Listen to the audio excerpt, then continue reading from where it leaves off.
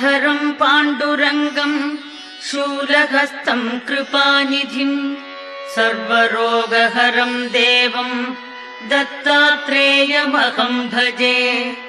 जगदुत्पत्तिकर्त्रे च स्थितिसंहारहेतवे भवपाशविमुक्ताय दत्तात्रेय नमोऽस्तु ते।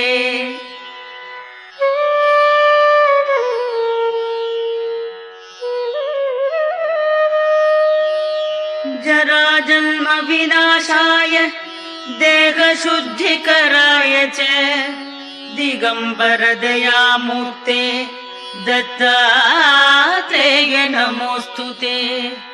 कर्पूरकान्तिदेहाय ब्रह्ममूर्तिधराय च वेदशास्त्रपरिज्ञाय दत्तात्रेय नमोऽस्तु ते।